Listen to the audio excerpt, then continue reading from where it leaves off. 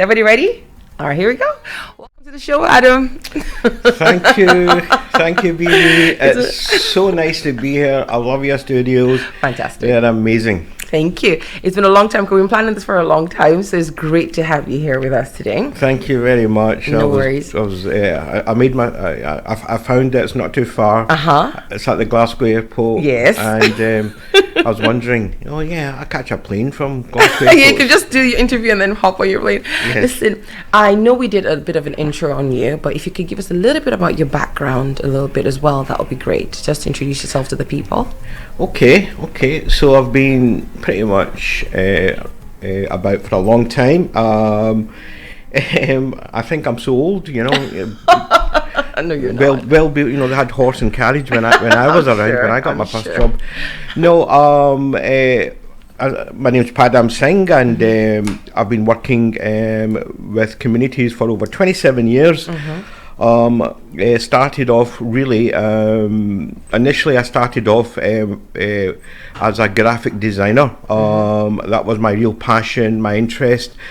But I struggled to get a job back in those days because it was very difficult. There were not many people of colour working in the creative industries, and it was very much experience closed doors. And then I actually went to an agency in those early days to help me get a job, but they couldn't get me a job in the creative industries, even though with their resources and expertise at the time, they couldn't. But they saw something in me and actually invited me to actually work for them. Oh. So I ended up by chance working in employability. Okay. Helping people. Yeah, perhaps maybe from my own experience of the challenges I was facing. Yes. So that was back in 89. Okay. And so I've been here ever since. That was Govan initiative, and then I worked for the Glasgow Education Business Partnership, and then I moved to Career Scotland, and then I ended up working for Scottish Enterprise National, and God knows I've worked for SQA, and I've been everywhere. I've been everywhere now with CEMVO Scotland, and it's always been around helping communities to actually enter the labour market, to help them develop their confidence, self-esteem, to equip them, with the skills to be able to, be successful. Things that I needed when I was young, which there wasn't much help there, but that's what kind of drives me. It's actually seeing people improve their lives, helped, and then off they go, because they inside them they have the ability, they have those skills, they have the capacity to do a lot, but it's been suppressed or limited because of their circumstances. And if they get the help at the right time, with the support and encouragement, and somebody that believes them, somebody that values them, it then gives them that huge boost of confidence to then say, I can do this. I can be a film director, I can be an engineer, I can be a lawyer, whatever, and then they can be, and that's what drives me. That's the kind of industry and area that I've always been in, and I've enjoyed. Right, we're gonna come back to that, because I have a lot of questions to ask you about employability within the minority communities. But before we do that, can I ask you, what exactly, for people who don't know, what does CEMVO do? Who are CEMVO? What do they do exactly? Okay, CEMVO is a voluntary sector organisation, basically set up to help other organisations that support the community build their capacity, in terms of building their staff capacity, building the capacity of the organisation to deliver services, particularly to ethnic minority communities. They also address issues around environment, around equality. They also provide support for business development, social enterprise. They are an organisation that has quite a wide range of services, and they're what you need to know is that they're there for communities, they're there for local community services, to enable them to connect better with and provide services to their communities. They're a really great organisation. They're a very diverse organisation. I think there's every single staff is from one part of the world or another, and it's really refreshing. So is it a walk-in service? Do people just hear about CEMVO and just well, walk through it's the not door? really a walking service. CEMVO they have an office in Glasgow, in Lansfield Quay, and basically you can get in touch with them through email, through the web. You can call them, and then they have various different projects that they run, and those people that are leading those projects will arrange to see them. It's very flexible, so it isn't really about the face-to-face with people from the community. It's really about working, it's business to business, so it's really about engaging with the providers who deliver those services to the community. So they build their capacity so that they're able to provide those services better. So it's kind of like that. And liaising businesses as well. Yes. All right, very good. And so we'll just get down to nitty gritty. So being a professional, a minority who is in the professional world in Scotland, your experiences. So have you seen things change? Are you saying things get better? Is Scotland more inclusive now? I know you said it was hard getting a job back in the day in the creative industry. Do you think that was a Scotland thing, or was that a UK wide thing? Do you think? Well, you know what? It's getting better, because we have legislation in place. We've got the Equality Act 2010 in place, so it is getting better. However, there are still issues. Let's face it, racial discrimination is still an issue. It's now,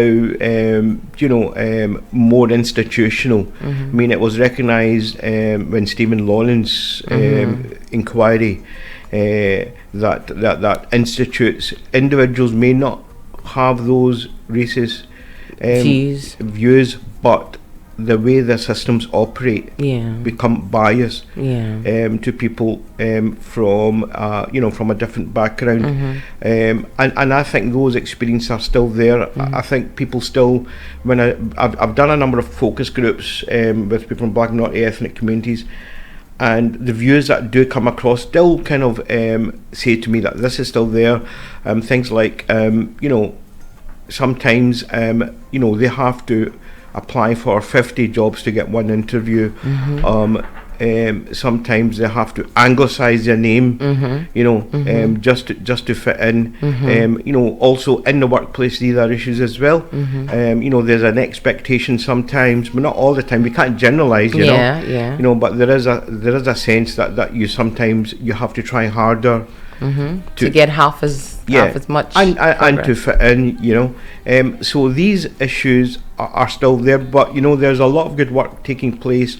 And there are a lot of good people that are trying to ensure that there is fairness and equality, and those little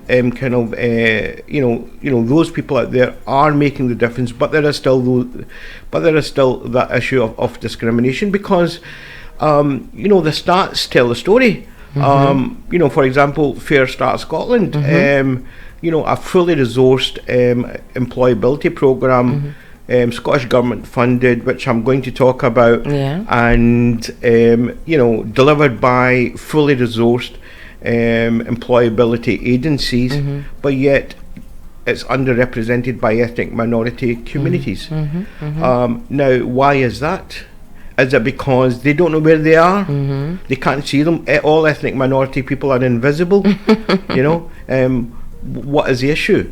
So as an issue, it's a collective issue, which is underpinned by ideologies and systems, and I think that's what needs to be addressed.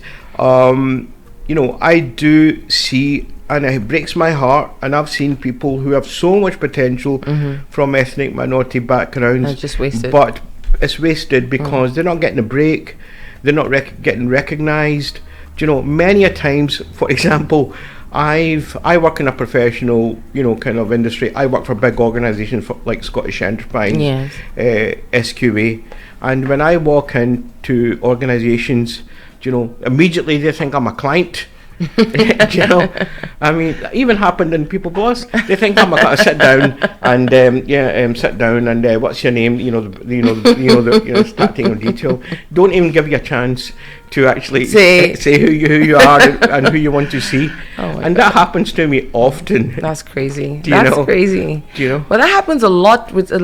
There's that bias people have in different circumstances, even with the majority. It's more like stereotyping, It's stereotyping. There's a person of colour.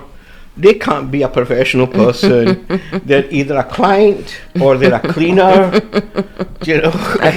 I hope that's changing. Do you think that's the generational tax? I call it. So basically, when the first generation of the wave of immigrants come in, and then they get to experience those negative stereotypes or difficulty breaking in, and then so they pay that tax so that the next generation come in and it's much easier for them. It's much easier and easier. So you see now in England, for example, we're 3 generations in the African community, so it's quite they're quite diverse, they're quite successful, they're quite professional. Here in Scotland, the African community is still very young. Yes. So maybe they're still experiencing those things. The Asian community, for example, I think you guys are 3 generations in now in Scotland. So the younger people are probably going to have an easier time of it and you guys pay the tax for them. Do you think that's a thing, or do you think that's something that if there's not deliberate policy to change things, it wouldn't change, or do you think it just naturally happens? I think it naturally happens, but that's a very interesting way of putting it. I mean, I'm second generation. I'm born and bred in Glasgow. So you should not have had any problems. I've only been to India twice in my whole entire life. Wow. And when I go there, I get treated like a foreigner. Oh, they're the foreigner. Now, I shouldn't be treated like that. I'm born and bred in Glasgow. I speak in a Glaswegian accent. I was born in Govan, and so my culture is more Scottish than Indian. So why should I be, treated like that? The only thing that being born in Govan and being brought up in Govan, the only thing that you're expected to do is be a Rangers supporter. So they ask you, are you a Rangers supporter or a Celtic supporter? It's literally there. What are you? Are you a Protestant Indian or a Catholic Indian? Neither. That's a box you have to fit in one or the other. Yeah. That's so a Govan thing, though. I do get that, and I enjoy the west coast of Scotland culture and humour. It's amazing. But still, you do get that banter. Sometimes it's often called banter, but sometimes we interpret it as microaggression. Yeah. I mean, I think it's funny because we talked about this, Serena, many times. When non-minorities are in, I don't know if it's the same in India, like in Nigeria and Kenya and other places, they seem to have an easier time of it, getting opportunities and all that when they come in. So like British people or Italians or French people who come over, they tend to work with bigger companies, live in better areas of town, out there and all that, have a better time of it. Social life, really good, I'm trying to put this very diplomatically. But coming the other way, yes, we do have a high, like in England, for example, we have, minority people who are living really well, who are in professional jobs and all that. Big community, but there's also another community who are like doing the care jobs and the cleaning jobs and this, that, and you have to prove yourself and you have to struggle that first generation rather than just slide into society really nicely and have a good time when it's flipped the other way around. Why do you think that happens? I've only got one word there. Imperialism, baby. I don't know because well, it's we still have that kind of mindset. It's ingrained in us. That we, because of the ideology of racism, and that ideology has been developed over a long hundreds of years. it was basically to kind of keep us in our place, you know.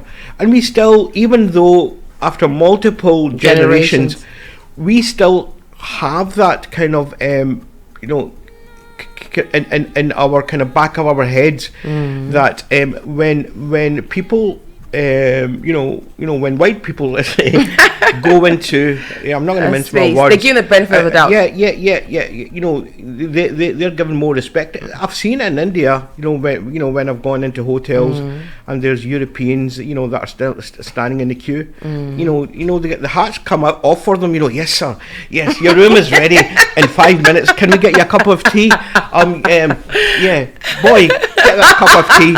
And when you come in and you're speaking in the same accent and say, what do you want? You know, you wait 1 hour and somebody will see you. You know? It's a funny dichotomy though. It's a funny one because I remember coming up, I grew up in Nigeria, born in Nigeria, raised up to a certain age before I moved over to Scotland. So coming up, it was a funny one. Yes, you got that treatment to white people, and you know, oh yes, and you're very nice. We're very nice to foreigners. I think it's a cultural thing. I don't know if it's the same in India. Very, very nice foreigners until they bend backwards until they prove themselves unworthy, and then you know But coming to interpersonal relationships, for example, that was frowned upon. So it wasn't said if you dated somebody who was of that persuasion. It was frowned upon at the time. Now it's more accepted. It was frowned. So yes, you bent over backwards financially or whatever, but when it came to social issues, you wouldn't want your kid marrying somebody out of the culture and all that. For a very long time, it's all changed now. And so how can we recognize that you want to keep your own self to yourself and you don't want that to happen, but when it comes to things like, oh, they're going to spend more money or you're going to welcome them more openly, then all of a sudden we're bending over backwards. There was that funny dualship, if that makes any sense. Well, it's still this about if we really need to, you know, be at our best, give our best performance, because if we are kind of giving best service to someone from a European background, then we might get some kickbacks, and and there's that kind of, even though they might get nothing, but it's just give that first, and then here you have to prove yourself first. Okay, you're not giving the benefit of the doubt. You have to prove yourself as time goes by. You're one of the good ones. You're one of those. You're not giving that same first benefit of the doubt first. That's right. That's right. It's an interesting dynamic. It shouldn't happen. But it happens. I've been in situations when I was kind of found myself in between jobs, going for interviews, and I struggled because I've got so many years experience, but when I was faced by a panel, it was mainly white, and I'm not going to generalize because some interviews were good, but there was one interview with a public sector organization, right? And this was about 3 years ago, before the pandemic, and there were 3 white ladies on the interview, and I was giving my presentation. She went to sleep. She started nodding off. Maybe you just have a very soothing voice. It's a very soothing voice. And it's like I'm thinking, why did I bother? I spent 2 days working on this presentation and making sure everything is right, and then it's just lip service. And that's not just common to me. I know there'd be a lot of people that can relate to that. Yeah, but the public sector, come on, it wasn't personal. The public sector is like, they might have been. She might have been partying, the night before, and then she was tired. Poor soul,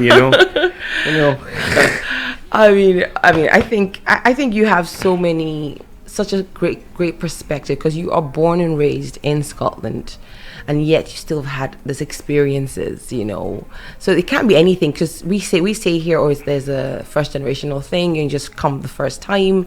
Maybe your accent is different. Maybe this is different. So you're taken a certain way. But you are Scottish, born and raised, yes, you're of Indian descent, but born and raised and still experience these things. It must have been quite upsetting for you coming up, having some of these experiences, and maybe the first time you went for your creative work jobs, not getting them. That must have been It's been very frustrating. I went to school.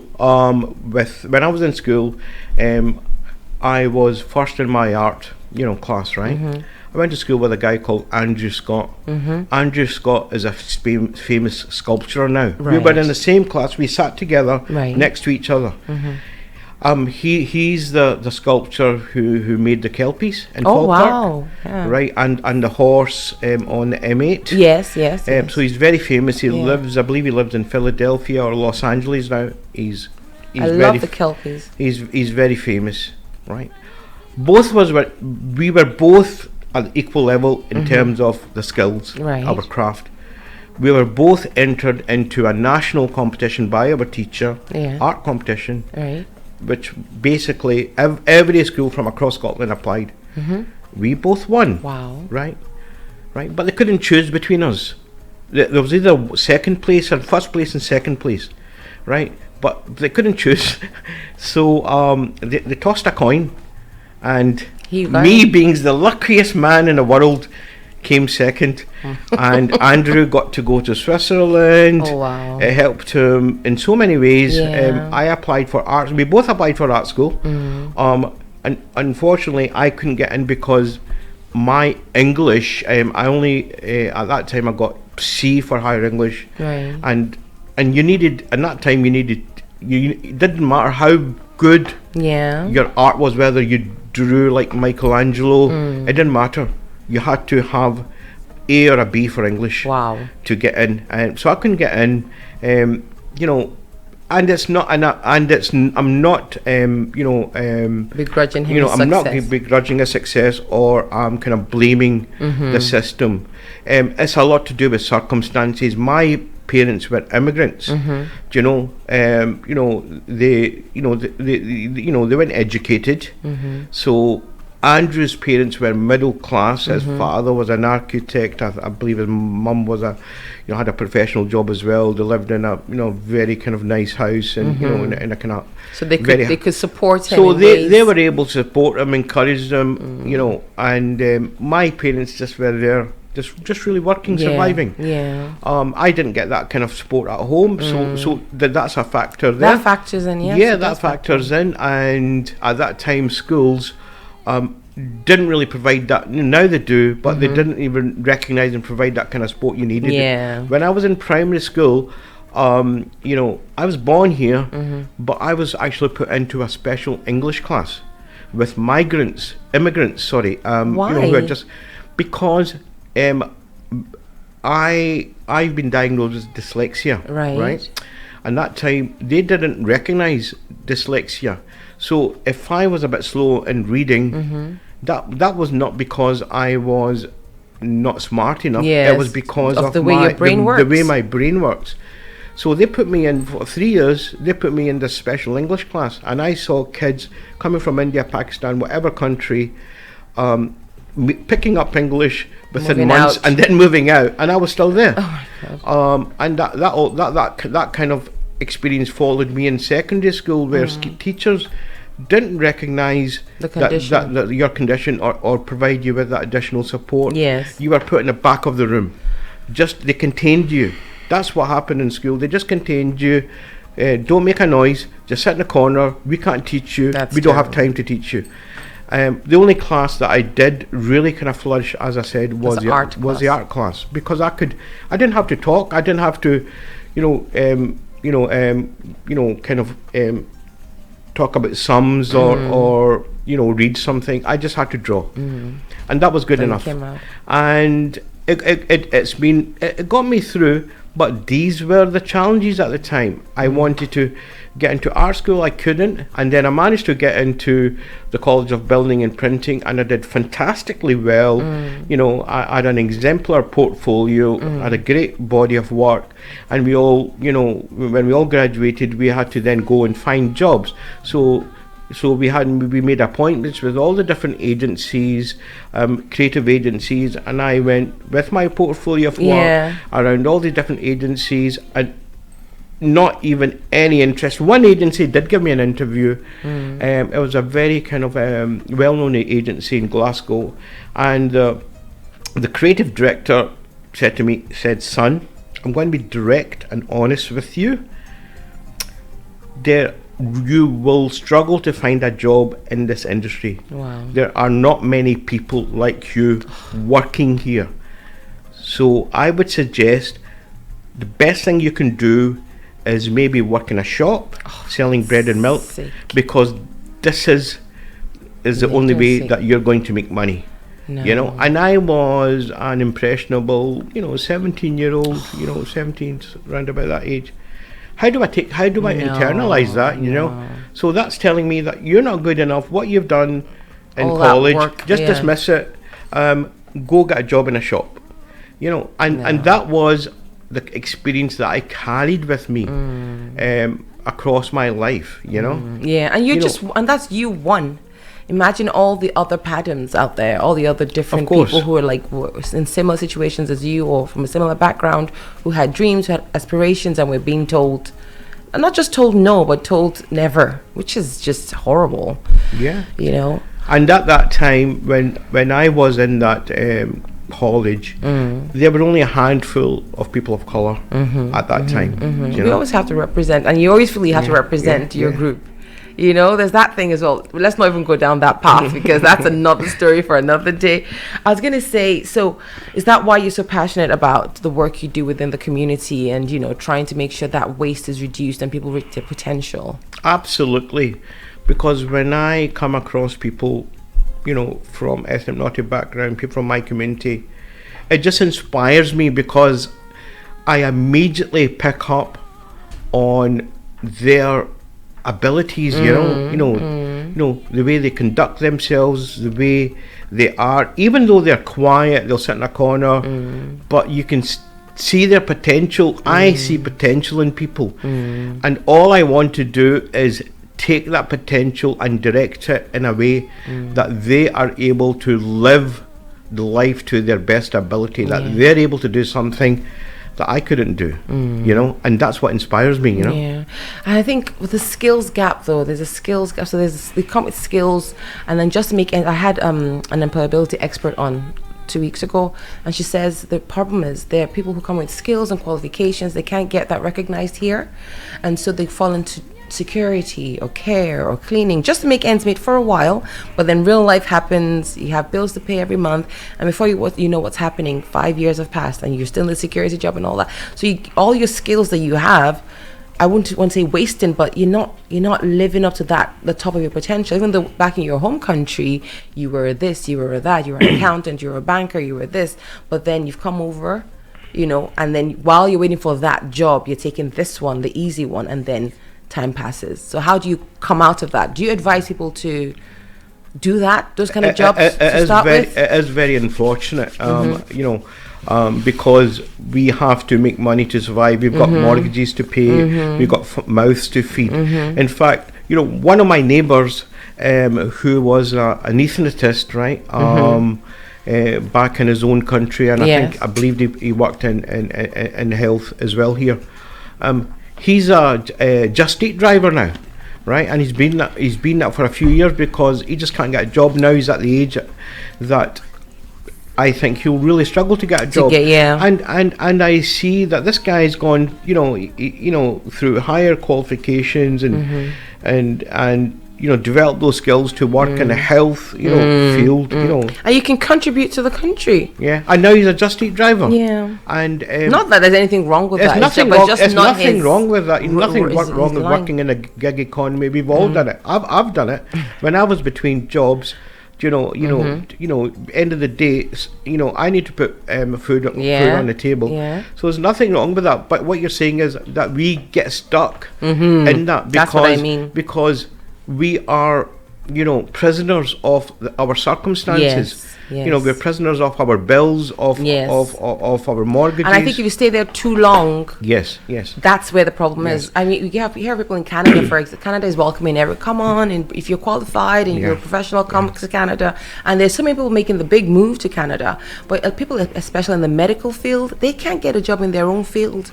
So they've been surgeons back home in Pakistan or in India, and they're driving, they're doing, until the Canadian government recognizes their qualifications, which means they have to take all those exams again, but you're trying to make ends meet at the same time. It must be heartbreaking. I mean, it's those countries, different countries do have different rules, systems. Yes. That kind of recognize that people have these, systems that recognize their qualification, and that is really important as getting your foreign qualifications recognized. Yes. Now, Scotland has addressed that now after a long time, through skills recognition.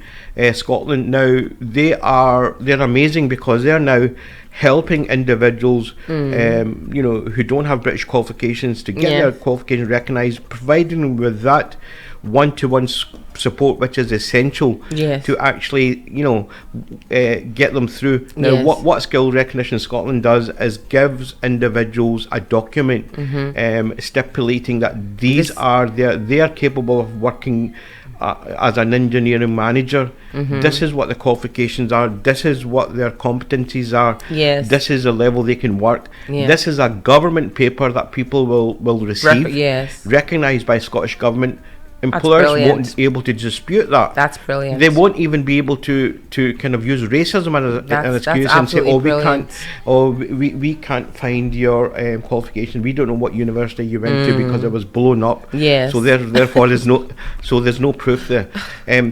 This paper proves that, and this will actually be a game changer. I hope so. This is happening now. People want to know about that, they can get in touch with me. But this will be a game changer. And finally, Scotland is recognising and coming up to speed that we have people in this country who may not have been born in this country, but I tell you what, they've got the skills, they've got the qualities, they've got everything that is needed to give Scotland the boost that it needs to perform at the world stage, which we need. We need that. We need that because we have the resources. What is a country's resource? It's people. It's people. Human resources. We're now recognising that this is what the issue is, and Skills Recognition Scotland will help. So if anybody's interested in that, I can tell them more. We'll put all the details on our social media handles after the interview, so people and in your details as well, so people can get in touch with you. That's brilliant. All right, let's come to the main event, which is the event on Monday the 21st. Monday the 21st of November, 10 a.m. to 12:30 p.m. Hold on, I got a poster right here, guys. So basically, I've told you about my experience. If I was around now, I would be praising Fair Start Scotland, because this is what it's about. I've really struggled because I didn't get the help at the right time. I wasn't able to fulfill my career ambitions, my potential. But through Fair Start Scotland, which is a programme that we're promoting, and the event is really letting our communities know that Fair Start Scotland is a fantastic employability programme. It's voluntary. It doesn't affect your benefits.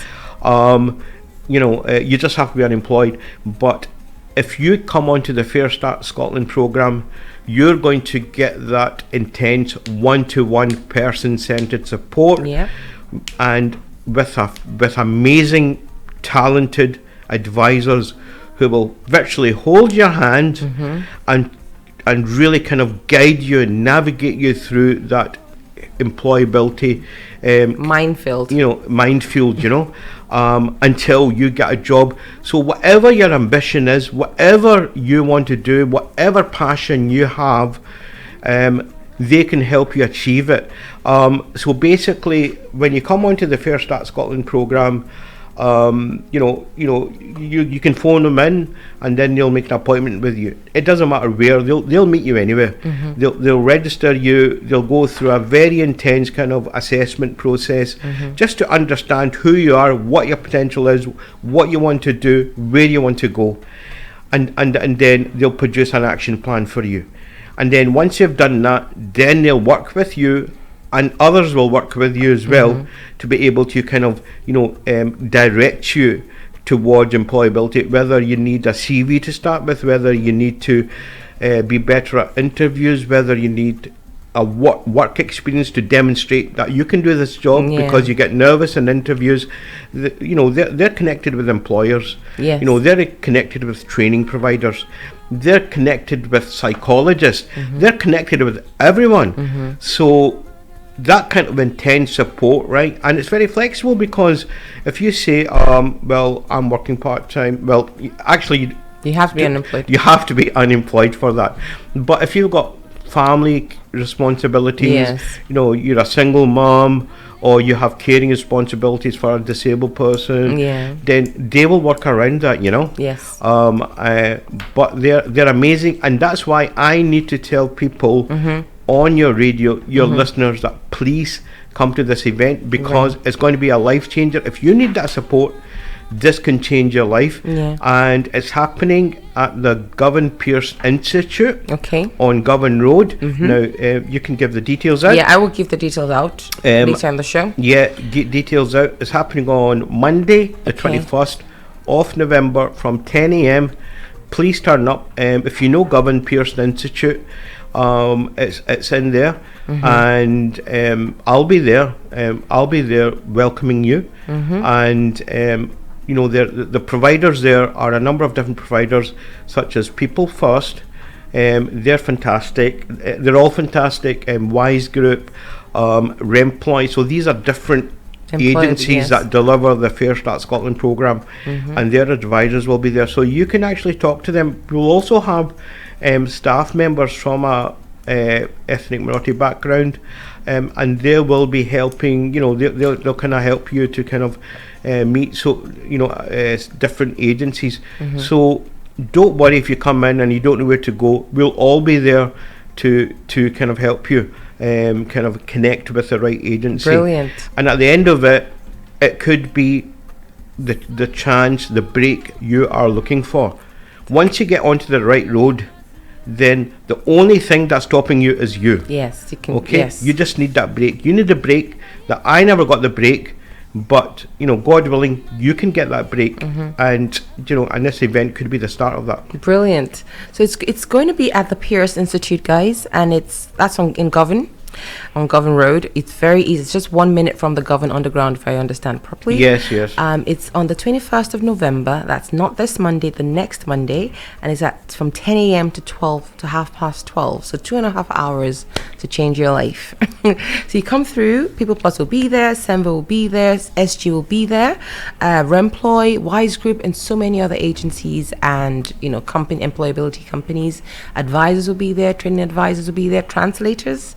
And so just come as you are. As long as you're not employed and you're not in college or university and you're looking for your break, you live in Glasgow, you're looking for at least 16 hours of work per week, and you have the right to work in the UK, of course. Please, I'm sorry about that. You have to have the right to work in the UK. If you meet those criteria, you're more than welcome to come to this amazing event, and you can be white Scottish. It's fine. Anybody's welcome. It's concentrated on helping those from a black minority ethnic background, but you're not turning anybody away. Correct? Absolutely. Everybody is welcome. So please, support Padam, support CEMVO, support Fair Start Scotland, and support yourself. Invest your time in yourself and come for the event on Monday the 21st. We'll talk about it later on in the show as well. All right, Padam, we're coming to the end of our interview, but I have a few questions to ask you. Quick ones. Don't think. Okay. Just answer them as quickly as you can. So, number one, so far, what is the biggest highlight of your career so far? Coming onto your show. Oh, go away. What else can I say? Such a charmer. Seriously though, in your career, what's been the biggest highlight? Biggest highlight in career was I delivered a massive kind of talent and diversity show for Scottish Enterprise. Oh wow. We booked the Princess Square, all of it. Wow. We had a fashion show, we had designers. Was it Asian based? It was African designers, Asian designers, Chinese designers. There were people from, so basically we celebrated talent from different, and it was just an amazing. Oh, that sounds incredible. That's right up my street. I like things like that. I love bazaars. I love food. We've got the video. Like we festivals made the video. And all that. We had some. It cost a lot of money, but it was amazing. Wow, that sounds amazing. Fantastic. Biggest challenge of your career? I suppose the biggest challenge of my career is I suppose trying to. I think there's challenges every day, and you try to do your best. I don't think there's been one particular challenge. I think the biggest challenge has always been to change mindsets and really progress equality and diversity and inclusion. This is a challenge that we face all the time, and that's a challenge in my career all the time is to ensure that people from black minority ethnic communities have an equal footing in society. Yeah, we think, like I asked you already before, is Scotland more inclusive? I personally think we're on the right path. I think people like Claudia and her generation, they're growing up seeing different people with different perspectives. Their schools are just so diverse and different people. I don't think they're going to have as big a problem as the generations before them. I think Scotland is looking beautiful, actually. Yes, absolutely, because the younger generation are now feeling that they are the future. They are part of the country. Yeah. So they're not going to accept anything less. No.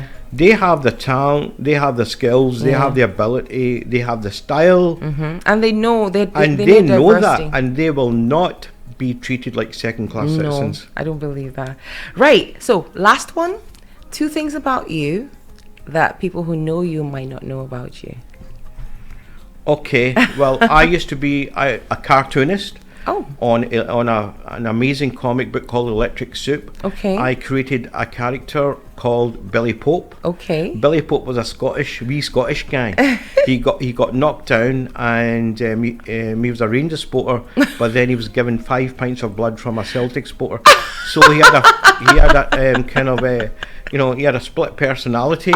So he didn't know whether he was Protestant or Catholic. That's amazing. And this comic book became famous. It's in YouTube. It's everywhere. And I was interviewed one point on Radio Belfast because they didn't know who created this character. Were they a Protestant or Catholic? Were they black, white? And they were just they just fell over when they saw this exotic, Asian guy created this character called Billy Pope. Amazing. So I'm still kind of well known for that kind of comic character. So I'm a cartonist as well, do drawings and everything. Artistic types. You guys don't stop. You don't stop. You can't stop, man. It's you in just you. can't stop. And then the second thing? The second thing, what else you want to know? I've made a short movie. So I've been a film director, writer. Wow.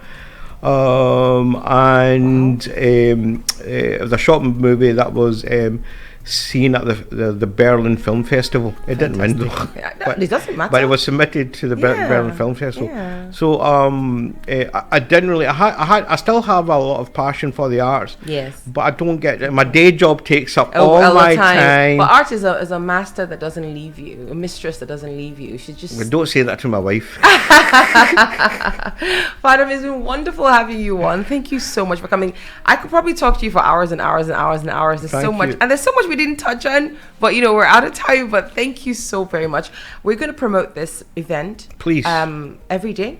We've put it on our social media already, and I'm going to talk about it later in the show and next week's show as well, so people know when to come, where to go, and what to expect. It's great. Thank you for sharing your experiences with us, and I'm sure people listening have been inspired, because people were in that situation, probably are in that situation, and hearing you haven't broken that, that barrier and gone on to have, yes, you went, it wasn't a creative industry, although you managed to do that with your cartoon work and your artwork on the side, but you did go on to have a career in another industry that you probably never thought of, which happens as well. So people can be inspired in any way. Absolutely. So thank you for sharing your story with us. Thank you, Bibi, and please, listeners, come to this event, because I want you to do well. I want you to succeed. I want you to live up to your potential, and I'm there to help you. Bibi will give out my details, but let's do this. Let's really show what we can do and succeed in our lives. When we succeed, we win. We are winners when we succeed. Thank you so much. Thank you so much for being on the show. Thank you, Bibi.